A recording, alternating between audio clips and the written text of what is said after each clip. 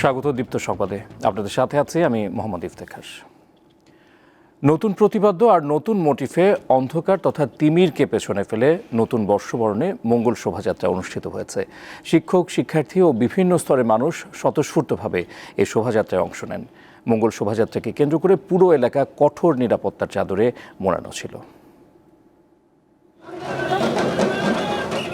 কবি জীবনানন্দ দাশের কবিতা তিমির হননের গান থেকে এবারের মঙ্গল শোভাযাত্রার প্রতিপাদ্য নির্ধারণ করা হয় আমরা তো তিমির বিনাশী। অন্ধকার কাটিয়ে এগিয়ে যাওয়ার যে বার্তা কবি দিয়ে গেছেন তাতেই উজ্জীবিত এবারের মঙ্গল শোভাযাত্রা। নতুন বছর 1431 বঙ্গাব্দকে স্বাগত জানিয়ে হাজারো মানুষের বাঁধ ভাঙা উচ্ছ্বাসে সকাল 9:15টায় শুরু হওয়া মঙ্গল শোভাযাত্রায় রঙিন হয়ে ওঠে ঢাকা বিশ্ববিদ্যালয় এলাকা। বাঙালিদের মিলন মেলা আমার খুবই ভালো লাগছে, আমরা খুবই এনজয় করছি। শোভাযাত্রায় অংশ নিতে বিভিন্ন বয়সী হাজারো উৎসবপ্রেমী মানুষ ভিড় করেন। ঢাকের তালে নাচে গানে মেতে ওঠেন তারা। দুঃখ, জরা আর গ্লানিকে হটিয়ে সুন্দর ও শুভ সময়কে স্বাগত জানানোর প্রতীক্ষায় সবাই। অনেক ভালো লাগছে, আমি প্রথমবার এসেছি। বাঙালি আছে, তাদের যেন মঙ্গল হয়, আমাদের যেন জীবনে শান্তি নেমে আসে, মানুষের চিন্তা ভাবনা উন্নতি হোক। শাহবাগ ঢাকা ক্লাবের সামনে থেকে ঘুরে টিসিতে এসে শেষ হয় শোভাযাত্রা। অশুভকে দূর করা, সত্য ও ন্যায় বিচার প্রতিষ্ঠা এবং সংস্কৃতির প্রতীক এই মঙ্গল শোভাযাত্রা। এর মাধ্যমে ধর্ম, বর্ণ, লিঙ্গ ও জাতিগত ভেদাভেদ ভুলে অশুভকে পরাজিত করে সামনে এগিয়ে যাওয়াই সর্বসাধারণের প্রত্যাশা। জহিরুল মহসান, দীপ্ত সংবাদ, ঢাকা। এর আগে ভোরে আহির ভৈরব রাগে শুরু হয় রমনার বটমূলে ছায়ানটের বর্ষবরণ অনুষ্ঠান। সুরে সুরে বিশ্বমানব হওয়ার প্রত্যয় ব্যক্ত করেন শিল্পীরা।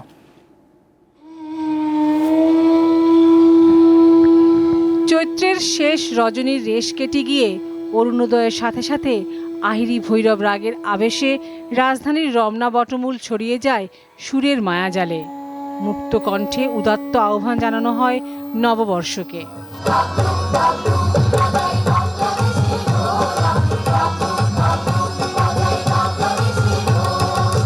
ছায়ানটের আয়োজনে 1967 সালে এই বর্ষবরণ শুরু হয়ে কালের পরিক্রমায় তা পেয়েছে ঐতিহাসিকতার সনদ। কিছুটা পরিবর্তন হলেও ছেদ পড়েনি উৎসব উদযাপনে। পহেলা বৈশাখে আমরা সবসময় বাড়িতে মিষ্টি নিয়ে যাই। আমরা পান্তা, ইলিশ এগুলো বাচ্চাদেরকে দেওয়ার চেষ্টা করি সকালবেলা। নতুন দিনে নতুন প্রযুক্তির ছোঁয়ায় বাংলা সংস্কৃতি যেন হারিয়ে না যায়। প্রজন্মের হাত ধরে এই উৎসব বেঁচে থাকুক অনন্তকাল। আমাদের শেকড়, আমাদের নৃতাত্ত্বিক পরিচয়, আমাদের সাংস্কৃতিক পরিচয়। এটা একটা অন্যরকম আমেজ ছিল। অবশ্যই এখানে অনেক পরিবর্তন এসেছে। এটা একটা অনেক মজার জিনিস পাওয়া যায়।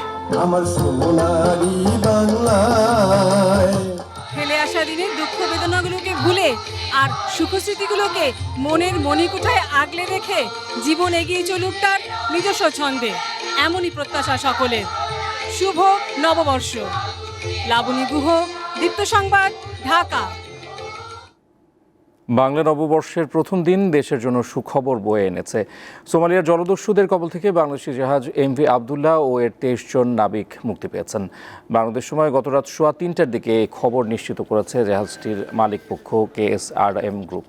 রবিবার দুপুরে চট্টগ্রামের সংবাদ সম্মেলনে জাহাজের মালিকপক্ষ জানায় বর্তমানে 23 নাবিককে নিয়ে জাহাজটি সংযুক্ত আরব আমিরাতের উদ্দেশ্যে রয়েছে। 19 বা 20 এপ্রিল তারা সেখানে পৌঁছাবে। এরপর দেশে ফিরবেন নাবিকরা। মুক্তিপণের বিষয়টি সংবাদ সম্মেলনে পরিষ্কারভাবে জানানো হয়নি। গত 12 মার্চ ভারত মহাসাগর থেকে 23 নাবিকসহ বাংলাদেশি জাহাজটি ছিনতাই করে সোমালিয়ার জলদস্যুরা। আবারও কক্সবাজারের টেকনাফ সীমান্ত দিয়ে অনুপ্রবেশ করেছে মিয়ানমারের সীমান্তরক্ষী বাহিনী বিজিপির 8 সদস্য সহ 9 জন। রবিবার ভোর 5:30টার দিকে হংকংয়ের ঝিমনখালী সীমান্ত পয়েন্ট এবং খারংখালী পয়েন্ট দিয়ে অস্ত্রসহ তারা বাংলাদেশ ভূখণ্ডে প্রবেশ করে। এ সময় তাদের নিরস্ত্র করে হেফাজতে নেয় বিজিবি। টেকনাফ 2 বিজিবি অধিনায়ক বিষয়টি নিশ্চিত করেন। অনুপ্রবেশকারীদের জিম্বংখালী ও খারাংখালী বিওপিতে রাখা হয়েছে। 18 বছরে পদার্পণ করল আকিজের কোলা ড্রিঙ্কস ব্র্যান্ড মোজো। এ উপলক্ষে রবিবার রাজধানীর তেজগাঁওয়ে আকিজ হাউসে জমকালো অনুষ্ঠানের আয়োজন করা হয়। প্রতি বছরের ন্যায় এবারও বাংলা নতুন বছরের শুরুতে উদযাপন করা হয় মোজোর জন্মদিন।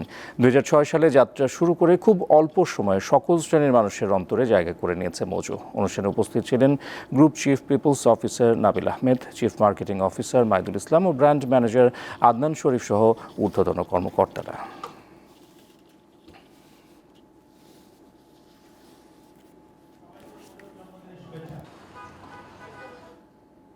ইসরায়েলের ভূখণ্ড লক্ষ্য করে 2 শতাধিক ড্রোন ও ব্যালিস্টিক ক্ষেপণাস্ত্র নিক্ষেপ করেছে ইরান। রবিবার এক বিবৃতিতে তথ্য জানিয়েছেন ইসরায়েলের প্রতিরক্ষা বাহিনীর মুখপাত্র। সিরিয়ার দামেস্কে অবস্থিত ইরানি কনসুলেটে হামলার প্রতিশোধ নিতেই এই হামলা চালানো হয়েছে বলে জানিয়েছে ইরানের ইসলামী বিপ্লবী গার্ড কর্পস। হামলায় একটি সামরিক স্থাপনা ক্ষতিগ্রস্ত হয়েছে। ইরানের পাশাপাশি লেবানন ও ইয়েমেন থেকেও ইসরায়েলের দিকে ড্রোন ও ক্ষেপণাস্ত্র ছোড়া হয়েছে। হামলার পর ইসরায়েলের প্রধানমন্ত্রী নেতানিয়াহুর সঙ্গে টেলিফোনে কথা বলেছেন যুক্তরাষ্ট্রের প্রেসিডেন্ট জো বাইডেন। হামলার নিন্দা জানিয়েছে ব্রিটেন ও জার্মানি। 5 ম্যাচের টি-20 সিরিজ খেলতে আগামী 23 এপ্রিল ঢাকায় আসছে ভারতীয় নারী ক্রিকেট দল। গত বছরের জুলাইয়ে 2 ফরম্যাটেই বাংলাদেশে সিরিজ খেলেছিল প্রতিবেশী দেশটি। 9 মাস বাদে আবার সফরের কারণ এবছর টি-20 বিশ্বকাপের আয়োজক বাংলাদেশ। সবগুলো ম্যাচই হবে সিলেট আন্তর্জাতিক স্টেডিয়ামে। 28 ও 30 এপ্রিল সন্ধ্যা 6:30টায় শুরু হবে সিরিজের প্রথম 2টি ম্যাচ। তৃতীয় ও চতুর্থ টি-20 শুরু হবে 2 ও 6 মে বেলা 2টায়। তবে পঞ্চম ও শেষটি 9 মে শুরু হবে সন্ধ্যা 6:30টায়।